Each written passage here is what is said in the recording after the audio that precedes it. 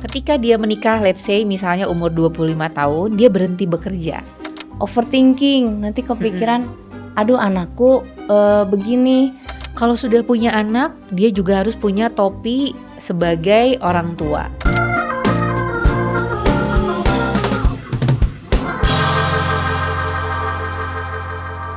Halo Precious Mom, nama saya Jen. Mami-mami zaman sekarang itu luar biasa ya, bukan cuma jadi mami di rumah, tapi juga jadi pengusaha, jadi mompreneur alias mami dan entrepreneur. Karena itu saya mengundang sahabat saya hari ini, yaitu Bu Uga. Halo Bu Uga. Halo Bu Jen dan Precious Mom. Nah, Bu Uga ini dari generasi cakap kan. Nah, kita pengen bikin gimana caranya supaya dengan podcast kali ini, mami-mami jadi semakin cakap melakukan tugas-tugasnya. Bu Uga boleh ceritakan sedikit dong tentang kesehariannya? Oke Bu Jen, terima kasih ya undangannya. Iya. Nah, keseharian saya itu sekarang jadi entrepreneur atau womanpreneur yang saya punya bisnis yang berhubungan dengan jasa gitu ya. Jadi kebetulan background saya itu psikolog dan saya membuat biro konsultasi psikologi dan juga HR. Iya. Namanya Generasi Cakap. Wow.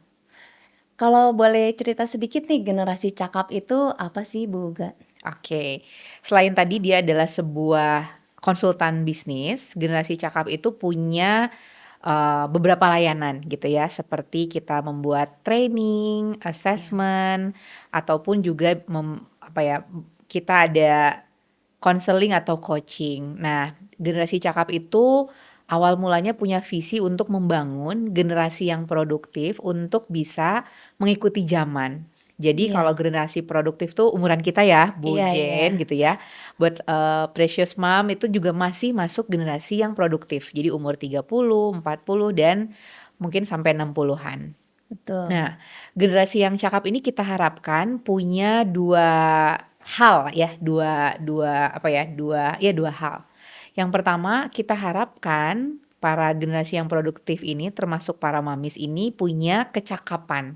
Cakap tuh bahasa kalau di industrinya tuh punya kompetensi, Iya. punya kapabilitas. Jadi kalau misalnya pun mamis yang punya kemampuan untuk berdagang misalnya, berdagang atau online gitu ya, Iya, online betul. Seperti saya. ya jualannya tuh online. Iya. Terus juga misalnya ada mamis yang tidak hanya jadi entrepreneur tapi juga tetap punya kerjaan. Jadi Iya. 9 to 5-nya tetap bekerja, setelah itu Wow. dia punya bisnis lagi.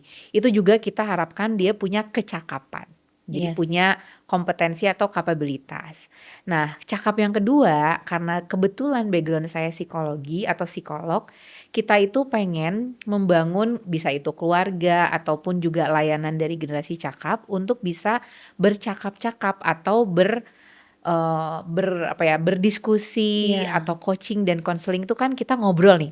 Kayak Betul, sekarang. kayak sekarang ya Kayak kita. sekarang ini kan kita lagi bercakap-cakap. Nah, jadi kalau di psikologi bercakap-cakap pun itu punya efek yang terapeutik atau punya efek yang menenangkan atau bahkan menyembuhkan.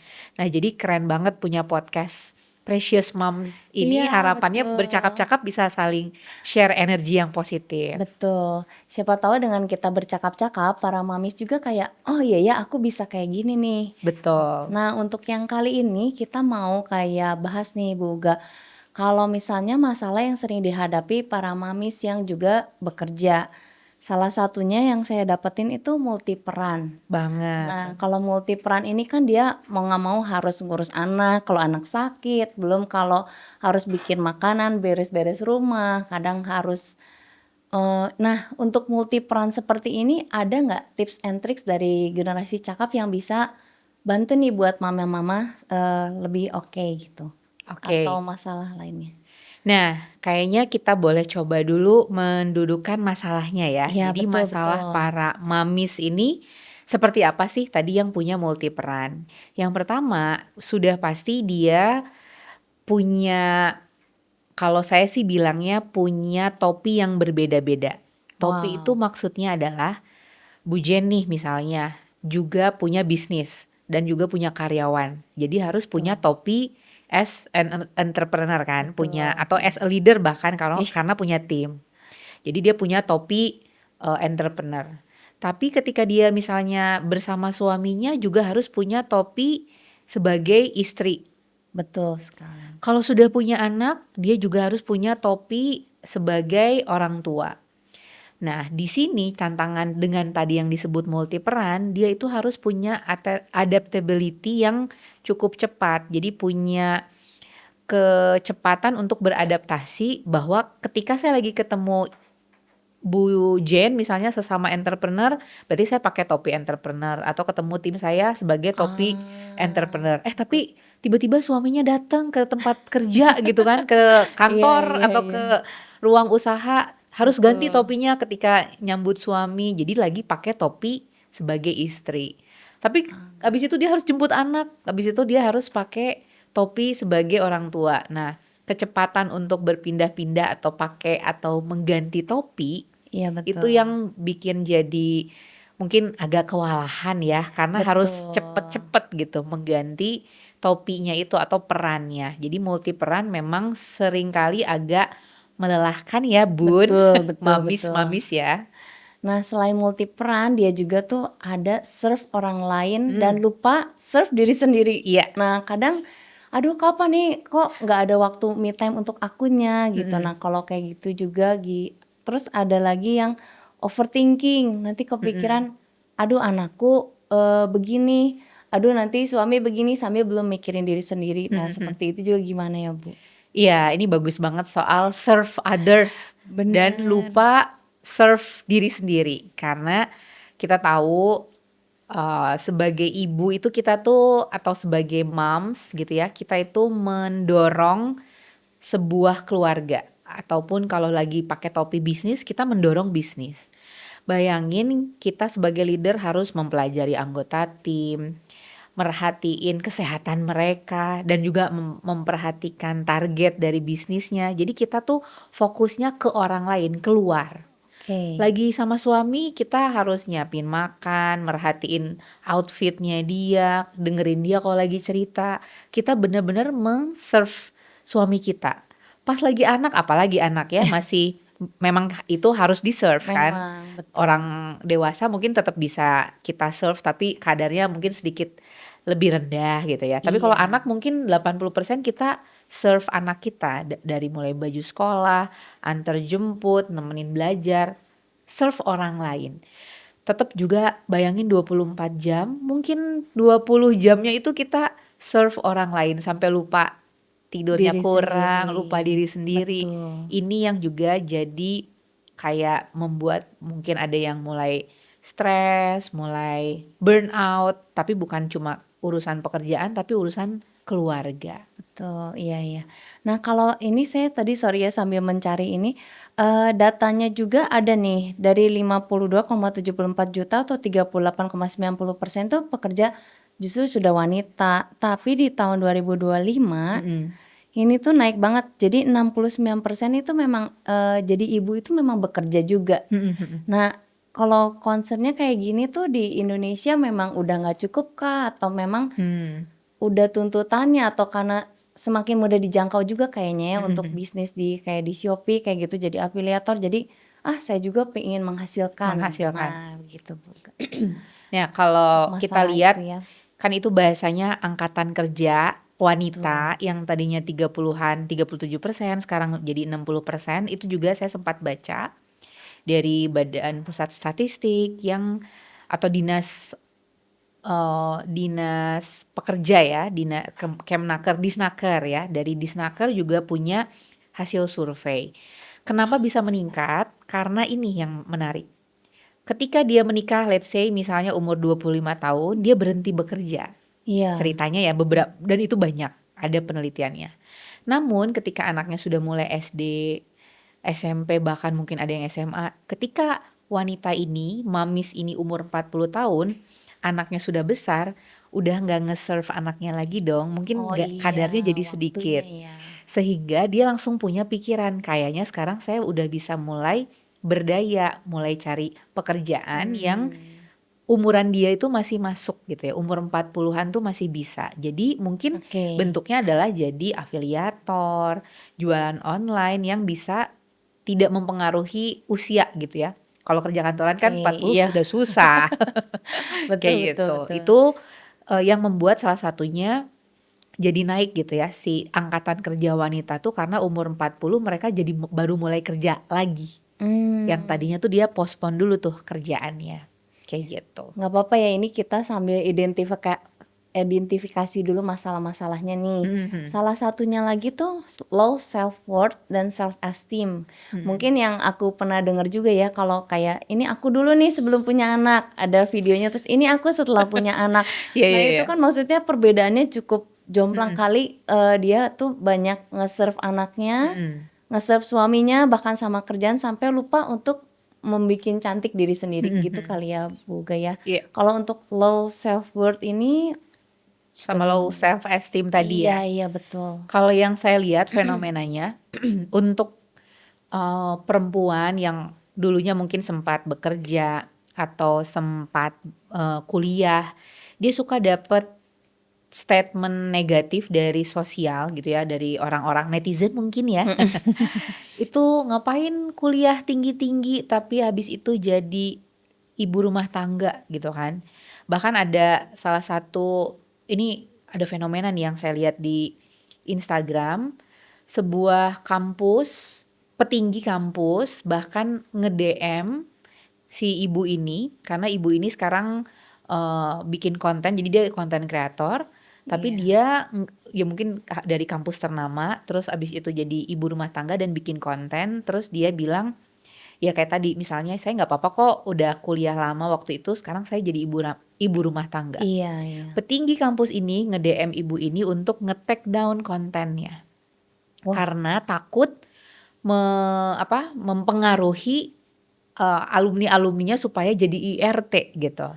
Jadi oh ya supaya ampun. jadi ibu rumah tangga. Nah ini yang kita concern, emangnya kalau jadi ibu rumah tangga nggak bisa berdaya, nggak bisa Betul. berkarya, kan masih Iya, bisa jadi momspreneur atau jadi betul. mamis yang tetap punya usaha lah seperti itu. Nah ini yang kita perlu perhatikan bahwa kadang orang hanya melihat self esteem seseorang tuh dari pekerjaan, Iya betul. dari dia aktifnya atau punya ya misalnya corporate lah gitu ya, orang corporate. Padahal mamis juga itu sebenarnya masih bisa berdaya atau punya self esteem yang mungkin bahkan sama dengan orang-orang yang bekerja kantoran, seperti itu. Selama tidak mengganggu maksudnya, sekolah anaknya. Kadang ada yang Mhm, bilang nih, supir anakku itu adalah S1 gitu ya. Padahal memang kita mhm, menanam suatu benih lah, bisa dibilang mhm, suatu benih yang, ke depannya itu kan dia juga akan menjadi manusia, dia juga mhm, akan maksudnya yang punya berdaya guna buat masyarakat juga. Sebenarnya itu lebih baik ya, Bu, mhm, ya. iya, Boleh, ini, kalau misalnya dari generasi Cakap sendiri nih, kalau misalnya kayak tadi, bagus juga sih dibilang ada topi-topi. Jadi kalau misalnya dibagi-bagi seperti itu kayaknya mama itu lebih nggak kewalahan ya, Boga, ya. Kalau mhm, misalnya yang tadi supaya topi, ini nih saya lagi ketemu teman-teman entrepreneur kayak kita mhm, misalnya di mhm, BNI gitu, "Oh saya jadi entrepreneur," gitu mhm ya. mhm, Kalau di rumah saya jadi itu boleh iya dibahas sedikit nggak, Boga, iya. yang itu? Terkait dengan topi ya, tadi saya Iya coba iya, analoginya benar-benar. topi. Sebenarnya ketika kita mengetahui topi kita lagi sebagai apa perannya, jadi multi peran tuh kan banyak peran, tapi kadang kalau kita nggak dengan berkesadaran bahwa saya lagi dalam acara sekolah anak saya, berarti saya sebagai ibu. Ah, Oh, iya. saya lagi, mendampingi suami saya sebagai istri. Ketika seseorang itu dengan sadar memakai topi apa di situasi tersebut, dia Mmm. akan lebih bisa meregulasi emosinya. Wow, good Bisa banget. jadi lagi pakai topi entrepreneur, wah ternyata target tidak terpenuhi gitu kan, Iya jadi iya rungsing iya. kan. Tapi rungsingnya kalau mungkin pernah dengar dibawa ke rumah, jadi anaknya kena Wah, marah. benar benar benar. Padahal itu emosinya adalah emosi ketika dia pakai topi entrepreneur. Tapi kalau lagi Mmm. topi ibu, dia pas nyampe ke rumah lebih berkesadaran, lebih mindful gitu ya, bahwa sekarang saya lagi jadi ibu. Kalau ibu tugasnya ngapain? Oh ya dengerin Merawat. anaknya, Mhm. baru pulang sekolah, terus udah makan belum? Jadinya dia akan lebih meregulasi emosinya. Oh iya tadi saya marah tuh di kantor ataupun di tempat bisnis saya. Tapi kalau lagi sama anak saya lagi happy banget pulang dari sekolah. Nggak perlu tahu emosi saya yang tadi di kantor atau di tempat usaha misalnya kayak gitu. Itu jadi harapannya ketika kita punya topinya itu jelas dan kita menggunakannya dengan lebih sadar, harapannya lebih emosinya tuh lebih bisa diregulasi. Good banget ya, good banget ya. Mm-mm. Nah, terus kalau misalnya ini aku penasaran deh, kalau misalnya dari sisi psikologisnya lah gitu, dari Mhm. sisi psikologisnya kalau ibu atau seorang wanita kali ya, dia tuh butuh waktu me time atau maksudnya Hmm. lebih atau harus dia kenali dulu, oh saya ini paling cepet nih kayak bounce back gitu kali ya, kayak Mm-mm. kembali lagi supaya jadi bisa berperan dengan baik tuh di treatnya gimana atau harus gimana nih kalau Mhm. dari sisi psikologisnya dari Kalau dari sisi psikologis, terkait dengan kalau mengacu ke obrolan kita pertama awal-awal bahwa mamis itu punya multi peran, terus juga dia kadang overthinking karena banyak banget yang dipikirin karena peran betul, A, betul. B, C, D gitu ya. Terus tadi potensi dia punya stres atau burnout karena setiap perannya itu punya tekanannya masing-masing. Nah, sebagai entrepreneur kita perlu memperhatikan kita juga punya waktu untuk diri kita sendiri nih Betul. dengan melepaskan semua topi-topi tadi bahwa aku sebagai Wow. ibu Jane, Wah, Jane aja bukan Jane si Ayana Home and Art. iya, Terus Jane istrinya siapa, iya. ibunya siapa, enggak. Pokoknya Jane as a Jane.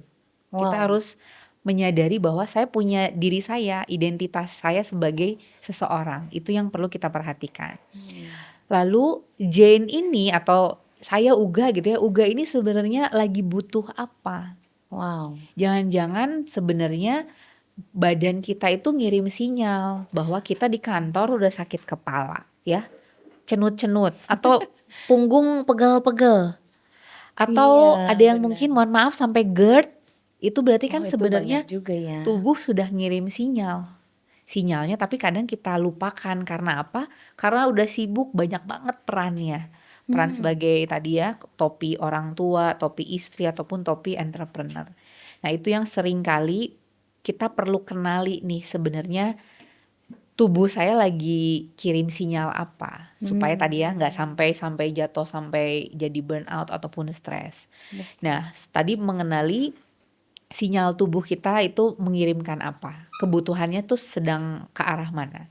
Lalu yang pasti harus tahu, kita juga mengenali bahwa kayaknya limit saya atau boundary saya itu ada jam-jamnya atau ada durasinya. Oh, iya iya. Coba kalau pagi sampai siang Ibu Jen lagi sebagai apa?